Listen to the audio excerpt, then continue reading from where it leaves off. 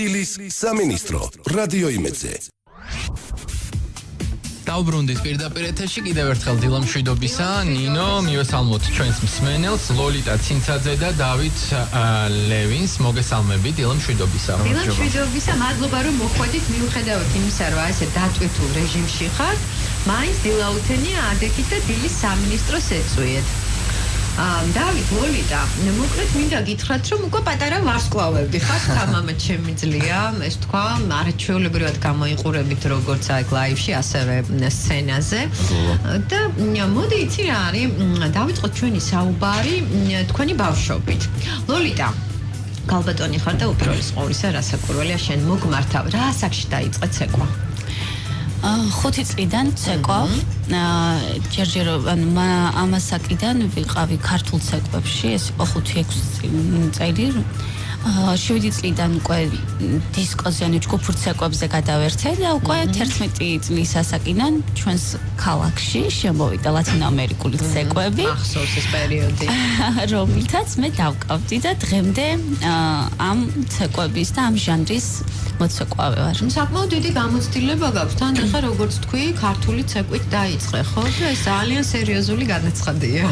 კი, ქართული ცეკვით დავიწყე. გამოცდილებას ნამდვილად 11 წლის ასაკიდან დიდია, მაგრამ იყო რაღაც პერიოდი, როდესაც მე ვერ ვცეკვავდი რაღაც მიზეზების გამო. ეს იყო ტრამვა, ეს იყო სწავლასთან დაკავშირებული პრობლემები, ანუ ვეღარ ვასწრებდი. და ამიტომაც სადღაც 2 წელი მე შეჩერებული ვიყავი. და ეს პერიოდი დავუშვათ რომ ცეკვავ და მე ჩერდება, ნუ უკანი ხე რეგრესის გჭირდება შემდეგ აღდგენა ამ ყველაფრის და უკვე ვარ იმ ეტაპზე რომ აღვიდგინე მთელი ძალები. შვენიერია და ეს ყველაფერი ნამდვილად ჩანს და დევით შენ რას გვეტყვი? მე მგონი 2 წლიდან დავიწყე ცეკვა, ოღონდ ისე სამოყვარულო დონეზე ჩემთვის მუსიკა რო ირთვებოდა, უბრალოდ ხვდებოდი რომ მიყვარდა ცეკვა. მე ალბათ გადავერთე უფრო აკრობატიკაზე და ისეთ რთულ ილეთებზე შესასრულებლად. მე მივხვდი რომ ანუ ვაკეთებდი რაღაც სალტოებს, ტრიუკებს და მივხვდი რომ ამ ყველაფერს გადამაჭირდებოდა და შეჯამება ასე ვთქვათ და სერიოზულად იყავი დაკავებული აკრობატიკით თუ ისე უბრალოდ ნუ თავიდან დავიწყე ისევ და ისევ მოყვარულის დონეზე, ჩემთვის ვცდილობდი რაღაცეების გაკეთებას და მე მეგობრებმა გადავწყვიტეთ რომ მივსულიყავით იმ სტუდია ქვია. და ნუ იქ უკვე უფრო განვითარდით და მე გადავერთე ცეკვაზე, რადგან ის ყველაფერი შემეჯამებინა და გამომეყენებინა უკვე ცეკვაში და ისე პროფესიონალურად დავიწყე მგონი 19 წლის ასაკში და ეს რამდენი წლის ხარ? 21-ის ვარ და ეს 2 წელია მივხვდი ალბათ რომ პროფესიონალურად უნდა მივუდგე საქმეს. კარგი, და იცი რა მაინტერესებს, ანუ შენ ვინმე დაუშვათ, ყავს ვინმე მასწავლებელი, სადაც დადიოდი, ანუ 2 წლის განმავლობაში 19-დან 21 წლის განმავლობაში სტუდიაში თუ ესეც დამოუკიდებლად, ანუ შენთვის ცეკვავდი? ეხლა რა დონეზეც ვარ არ ამგონია იყოს რეალური შენით მიაღწიო ამ ყველაფერს. კი, რა თქმა უნდა, უკვე არსებული ბაზით მივედი თეატრში, გიორგი ღვანღაძესთან და იქ უკვე, ასე ვთქვათ, რამდენიმე ნაბიჯი გადავდგი კიდევ წარმატებისთვის, ანუ განვითარდი, ასე ვთქვათ. ბევრი რაღაცა ვისწავლე, ბევრი რაღაცა ავითვისე და და რა შეიძლება ჟანრს, რომელი ჟანრის მოცეკვავე ხარ და მე თორე ალაგმაცდი. კონტემპსეკო ძირითადად უფრო. ხო, რაღაც არის სინთეზი აკრობატული ილეთების, მაგრამ ძირითადად მაინც კონტემპზე არის დაფუძნებული. კარგი, დავით. თავარი მიზეზი რის გამოც თქვენ მოხვედით შოუში და მონაწილეობას იღებთ. რა იყო ეს? დაგემტკიცებინეთ საკუთარი თავისთვის, რომ მე ნახე რა მაგარი ვარ თუ ვთქვათ, მიგეღოთ ის გამოწვევა, მათ შორის ძვირფასი საჩუქრები, რომელსაც შოუ აწესებს. თუ ამას ემატება ვთქვათ ისიც რომ პოპულარული გახდეთ და ვთქვათ მთელი საქართველოს საუბრობდეს თქვენზე. და რა სიტყვა? პირადად ჩემთვის ვიცოდი რომ ძალიან დიდ გამოცდილებას მივიღებდი და ასეც მოხდა, უკვე მე ძალიან დიდი გამოცდილება მივიღე და ჩემთვის ყველაზე მთავარი იყო ხალხის სიყვარული, რომელიც ნაწილობრივ ასე მგონია რომ მე დავიმსახურე. შვენიერი. ჩემ შემთხვევაში პირველ რიგში მაინტერესებდა რამდენად შორს წავიდოდი ამ პროექტით. ანუ მაინტერესებდა რამდენი შემეძლო ზოგადად. საკუთარი შესაძლებლობები გამოცადა. იმიტომ რომ აქამდე არ მქონია შანსი გამეგო თუ რამდენი შემიძლიან, ასე ვთქვათ, რა დონეზე ვარ. და ამ პროექტით დღემდე ალბათ ხვდები, რომ იმაზე კარგად ვცეკო, ვიდრე ალბათ ვიცოდი. კარგი, ნამდვილად არაჩვეულებრივი სანახაობა, მე თვალყურს ვადევნებ და ყოველ სამშაბათს ვუყურებ ამ პროექტს და ერთია რომ დავუშვათ რა ხდება სცენაზე და ეს ყველაფერი ძალიან ლამაზად არის მოწოდებული, მაგრამ ამის მიღმა ძალიან დიდი შრომაა ჩადებული და ამაზე მინდა ხო რომ გვესაუბროთ. ლოლიტა გისმენ. რა თქმა უნდა, მთელ დღეს ჩვენ ვატარებთ დარბაზში, რომ სამშაბათს ძალიან კარგი სანახაობა შევთავაზოთ მაყურებელს. ამაში დიდი ძალისხმევაა ჩადებული, როგორც ჩვენი ასევე ქორეოგრაფების, რომლებიც არ იშურებენ ნამდვილად არაფერს იმისათვის, რომ რაღაც გამოგვივიდეს. ჩვენ ამისათვის თითოეულ ქორეოგრაფს ძალიან დიდი მადლობა. და ჩვენც ვცდილობთ, რომ საკუთარი ძალების მაქსიმუმი გამოვავლინოთ სამშაბათ სცენაზე. და იცი რა არის, აი ამ დავშვათ რეპეტიციების დროს და ეს არ არის ხო ასე ადული. აი არის მომენტი, რომ დავშვათ აი აღარ შემიძლია. და თუ დგება ეს მომენტი, ამ დროს რას აკეთებთ? რა მოშვება ნამდვილად შეიძლება. ჯერ ყოფილა, მით უმეტეს რაც უფრო შორს მიდიხარ პროექტში, აი თუნდაც უკვე მესამე ლაივზე, მით უფრო სტრესული მდგომარეობა არის, რადგან ვერ ასწრებ სიტუაციის გაანალიზებას, ეგრევე მოდის მეორე ლაივით. აი მაგალითად წინაზე ვიყავი აუთსაიდერი და ვერ მოვასწარი გააზრება ამ ყველაფრის, შემდეგ დღეს დავიწყე უკვე შემდეგი ლაივისთვის მომზადება. რა თქმა უნდა, პირველ რიგში მორალური სტრესი არის და მე უკვე ფიზიკურადაც იღლები. ძალიან რთული არის და მაყურებელი მაგ ყველაფერს ვერ ხედავს. ხედავს მარტო სამწუთიან შედეგს. რასაკვირველი და ქორეოგრაფები სავარაუდოდ გეხმარებიან, ხო? აი ამ სტრესების დაძლევაში. კი, რა თქმა უნდა, შიდა სამზარეულოს ნებისმიერი წევრი გიდგას გვერდით და ძალიან ბევრს აკეთებენ ჩვენთვის, რომ რაღაცნაირად ერთად გადავიტანოთ ეს ყველაფერი. კარგი, შიდა სამზარეულო ახსენეთ და მსმენელს ყოველთვის აინტერესებს და ამ თემაზე ჩვენ რეკლამის შემდეგ ვისაუბრებთ. და ასევე რეკლამის შემდეგ ექნება შესაძლებლობა მოიგოთ 2 ბილეთი შოუზე დასასწრები, დაგველოდეთ, მალე დავბრუნდებით. დიახ, თქვენ გისმენთ დილის სამინისტრო და არაჩვეულებრივ სტუმრებთან ერთად დაგიბრუნდით. მეგა შოუ შენ შეგიძლიათ ცეკვა მონაწილეები ლოლიტა ცინცაძე და დევიდ ლევინი არიან ჩვენი სტუმრები და ვიდრე განვაგრძობთ საუბარს, მსმენელს შევახსენებ ჩვენ საკონტაქტო ნომრებს 292 11 88 292 11 99 და ახლა თუ გნებავთ მოიგოთ 2 ბილეთი იმისთვის რომ დაესწროთ ამ არაჩვეულებრივ სანახაობას. რა უნდა ვქნათ? უნდა დაგვირეკოთ და მარტივი შეკითხვაზე გაგვცეთ პასუხი. დაასახელეთ დღე, როდესაც ტელეიმედის ეთერში გადის მეგა შოუ შენ შეგიძლიათ ცეკვა 292 11 88 292 11 99 და ველოდები მსმენელს. მსმენელი პასიურობს? კარგით, მაშინ ჩვენ განვაგრძოთ საუბარი, ამასობაში მსმენელი აუცილებლად დაგვიკავშირდება, იმიტომ რომ მინდა გითხრათ, რომ ძალიან ბევრი მსურველია იმისთვის, რომ ესე იგი აი ამ პროექტს დაესწროს და სულ სხვა არის, როდესაც დავუშვათ ლაივში უყურებ ამ ყველაფერს და სულ სხვა არის, როდესაც ეთერში ადევნებ თვალყურს და აი მსმენელი უკვე ფიქრობ, რომ ხაზია, მე ვიმეორებ შეკითხვას. ტელეიმედის ეთერში, რომელ დღეს გადის მეგა შოუ შენ შეგიძლიათ ცეკვა იმ შემთხვევაში თუ თქვენ დაარეკავთ და სწორ პასუხს გავცემთ, თქვენ გადმოგცემთ 2 ბილეთს. ლოლიტა, დევიდ, ჩვენ უკვე გადაცემის პირველ ნაწილში ვისაუბრეთ ამ პროექტზე, გავხსენეთ თითოეულის ბავშვობა, გაირკვა აქ, რომ თქვენ ფაქტიურად ბავშვობიდან ცეკვავთ. დევიდ, თქვენ აკრობატიც იყავით და ვფიქრობ, რომ ძალიან შეგიწყოთ ხელი ამ ყველაფერმა იმისთვის, რომ მე მოცეკვავეთ ჩამოყალიბებული ყავით, იმიტომ რომ ხა როდესაც სცენაზე ხართ და მე ვადევნებ თვალყურს აბსოლუტურად ყველა შოუს, ნამდვილად შეიძლება ითქვას, რომ ჰა პროფესიონალი მოცეკვავები დგანან სცენაზე. კარგით, ფაქტია, რომ თქვენ მიხვედით პროექტში, როგორც უკვე აღნიშნეთ, იმისთვის, რომ საკუთარი შესაძლებლობები გამოგეცადათ, მაგრამ მოდი ვთქვათ ისიც, რომ თქვენ თითოეული ელოდებით შედეგს, ხო? როდესაც აი ესეთ რთულ გზას გადიხარ, ხო? თქვენ თქვით, რომ არაერთი სტრესია, დაძაბულობა, როგორც მორალური, ასე ფიზიკური. კიდე შედეგი, ხო? და ამ შემთხვევაში ძალიან დიდი კონკურენცია. როგორი ურთიერთობა გაქვთ ერთმანეთთან? უკვე დარჩენილ სამწუხაროდ 12 მონაწილეს ძალიან თბილი ურთიერთობა გვაქვს. ყოველთვის ვეხმარებით ხოლმე ერთმანეთს, ვამხნევებთ გასვლის წინ, როდესაც სცენაზე უნდა წავსდგეთ. და თავარი ხო მაინც ადამიანური ურთიერთობაა და არა კონკურენცია. ამიტომაც თითოეულ ჩვენგანს ვინც ვართ ერთად ეს გვაქვს გააზრებული და სწორედ ამით მოქმედებთ. და ამას ქვია ჯანსაღი კონკურენცია. ამას ნამდვილად ჯანსაღი კონკურენცია ქვია და ადამიანურ ურთიერთობებს ვაყენებთ ჩვენ ყოველთვის. ძალიან კარგი და იმიტომაც გამოგდით ყველაფერი ძალიან კარგად. ამასობაში მსმენელია ხაზზე დილამშვიდობისა მოგესალმებით. ქალბატონო, ჩვენი შეკითხვა ტელეიმედის ეთერში, რომელ დღეს გადის მეგაშოუ შენ შეგიძლია ცეკვა? სამშაბათო. კი ბატონო, გილოცავთ. ნამდვილად, ეს არაჩვეულებრივი სანახაობა ყოველ სამშაბათს 22 საათზე გადის ტელეიმედის ეთერში და თქვენ გადმოგეცათ ორი მოსაწვევი. გილოცავთ, ვისთან ერთად წაბრძანდებით? ბავშვები წავლენ. ბავშვები წავლენ, მშვენიერი საჩუქარი ბავშვებს.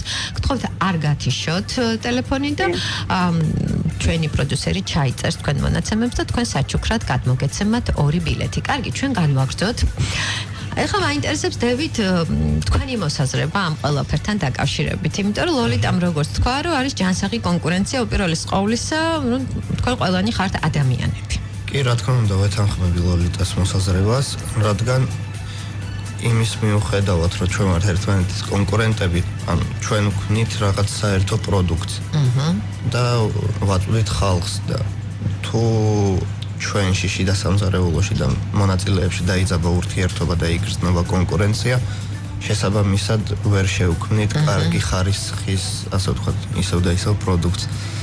გასაგებია ეს ყველაფერი იგრძნობა ყოველთვის. კი, რა თქმა უნდა, ანუ რატო უნდა დავამატოთ ზედმეტი ნერვიულობა და სტრესი, როცა შეგვიძლია ესე ერთ ჯგუფად და მეგობრულად მუშაობა, მით უმეტეს ყველა მიცის რისთვის ვართ მოსულები და ალბათ ის რომ კარგი მოცეკვავეები ვართ უკვე დავამტკიცეთ. დანარჩენი უბრალოდ ფორმალობა არის. კი, ნამდვილად დაამტკიცეთ და მაინტერესებს ჟიურიზე თქვენი მოსაზრება. ჟიური მკაცრია, მაგრამ ობიექტური, ხო? კი, რა თქმა უნდა. ნუ პირველ რიგში ალბათ იმით გავამართლებ თუნდაც ჟიურის უარყოფითი არც ყოფილა მგონი. შეიძლება ხო. ნამდვილად არ ხო, იმდენად როგორ გითხრა. შედარებით ნორმალური კომენტარი კარგებისგან განსხვავებით, ნორმალურ კომენტარებზე ვიტყვი. ობიექტურად გვაფასებენ, რა თქმა უნდა და იმასაც ითვალისწინებენ, რომ არ გვაქვს იმდენი დრო, შესაძლებლობა, ანუ ყველაფერს ითვალისწინებენ ჩვენს სასარგებლოდ და შემდგომ უკვე კომენტარებს აკეთებენ. ვერ ვიტყვი, რომ თუნდაც ერთი კომენტარი გააკეთეს ნებისმიერი წევრის მიმართ, უსამართლოდ ან ასე შემდეგ.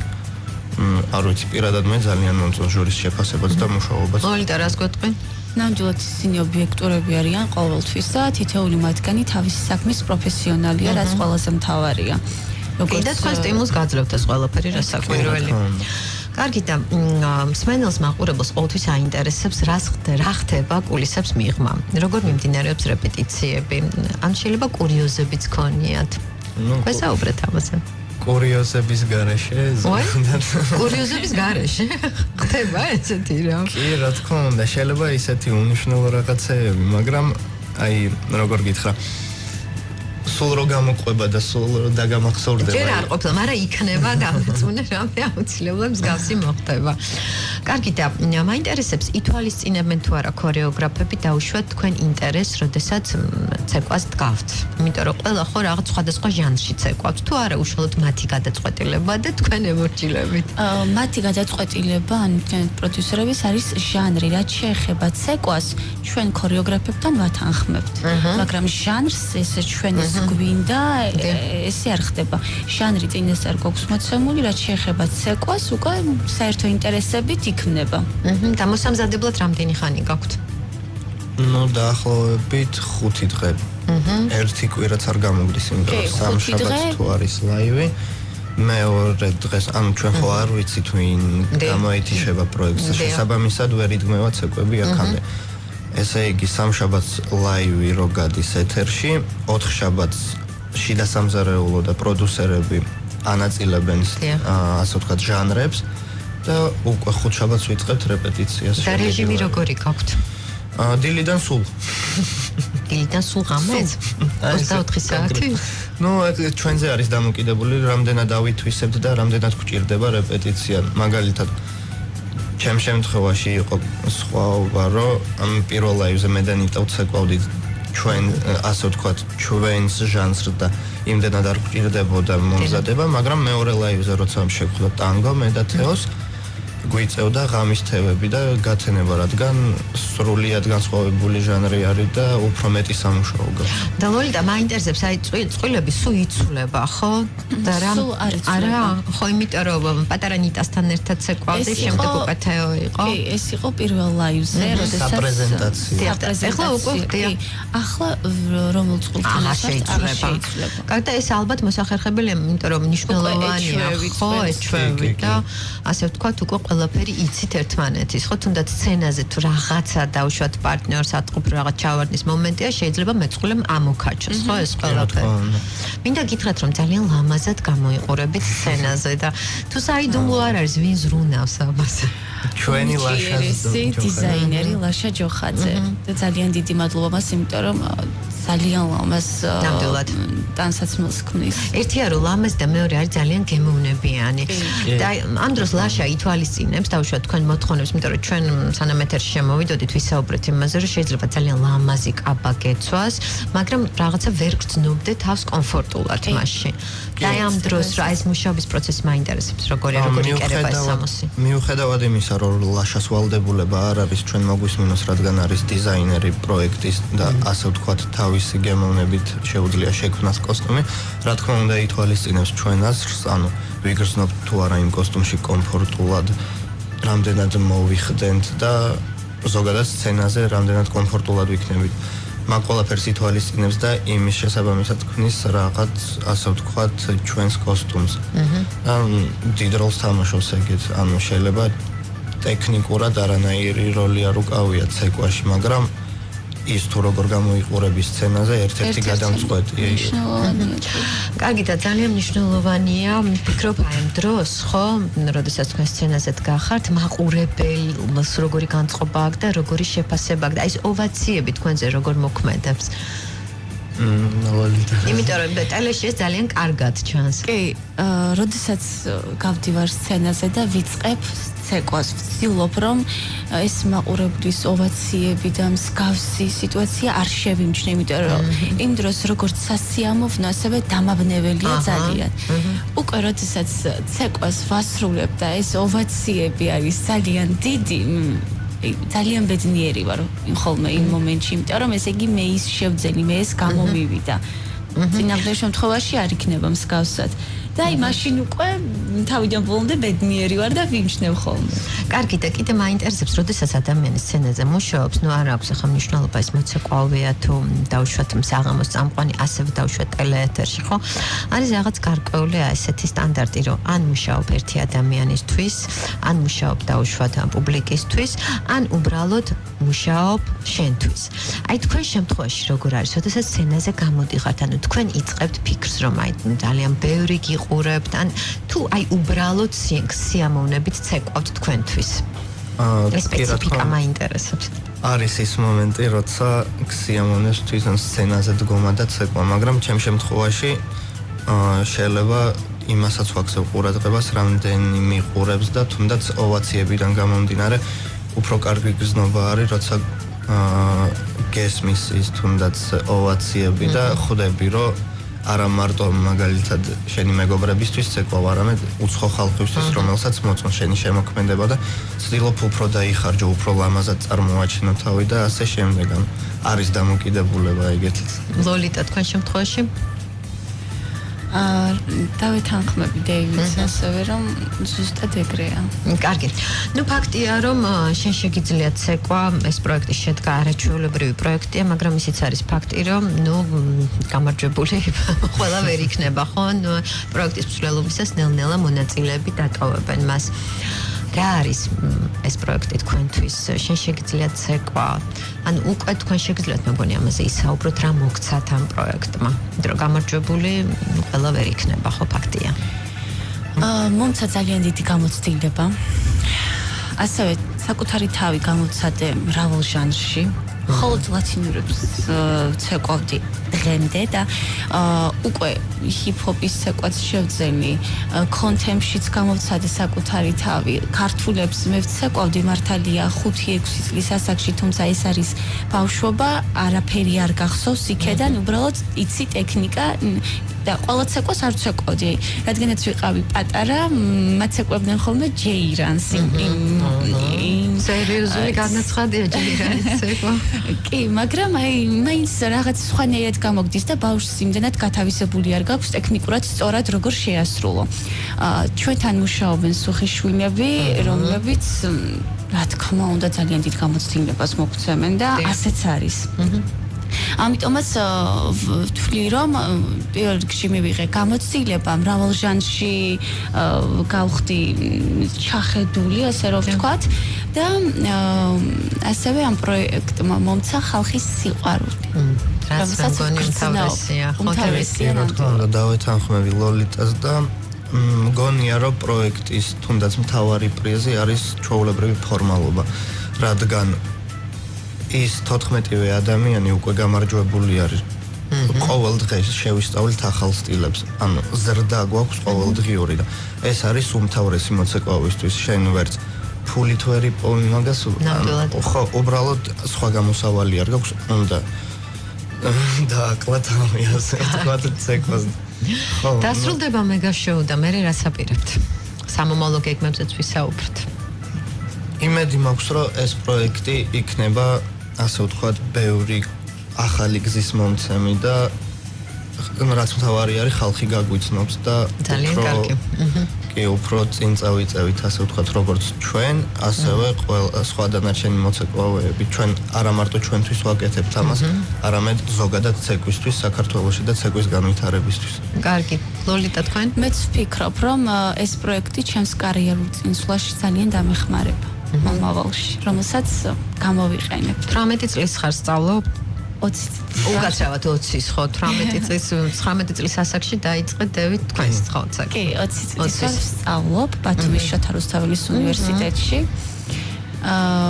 ფინანსისტი ვარ. მესე კი ბათუმი მხარს გიჭერს. კი, ბათუმი მხარს მიჭერს. მთელი აჭარა შეიძლება გამოვიყენებ აი ამ შესაძლებლობასაც და კიდევ ერთხელ ჩემს გულშემატკივრებს ძალიან დიდ მადლობას გადავუხდი. დევით, გისმენთ გულშემატკივრები? გულშემატკივრები. უთხარით რამე მიმართეთ, საშუალება გაქვთ და გამოიყენეთ ესეთ. კი, რა თქმა უნდა, მინდა მიუმართო და მინდა მიუწოდო, რომ ისევ და ისევ დამიმესიჯონ, რადგან არ განმეორდეს წინა ლაივის ნომრები თქვით თქვენ. კი, არ განმეორდეს წინა ლაივი და ისევ არ აღმოჩნდა აუთსაიდერებში. კიდევ ერთხელ გთხოვთ დამიმესიჯოთ 95-329-ზე SMS. ლოლიტა? გთხოვთ დამიმესიჯოთ 95-329-329. კარგი, ძალიან დიდი მადლობა წარმატებას გისურვებთ. და დარწმუნებული ვარ, რომ ნებისმიერ შემთხვევაში, არ ვიცი ხა ვინ იქნება გამარჯვებული, თქვენ ყველანი უკვე წარმატებული ხართ, ეს თქვენ თავად აღნიშნეთ და ძალიან დიდი განაცხადი იყო ეს ყველაფერი. თქვენ შეიძლება ითქვას, რომ აი ამ პროცესში სანამ ეს მეგა შოუ დასრულდება, უკვე პროფესიონალ მოცეკვავეებად ჩამოყალიბდებით.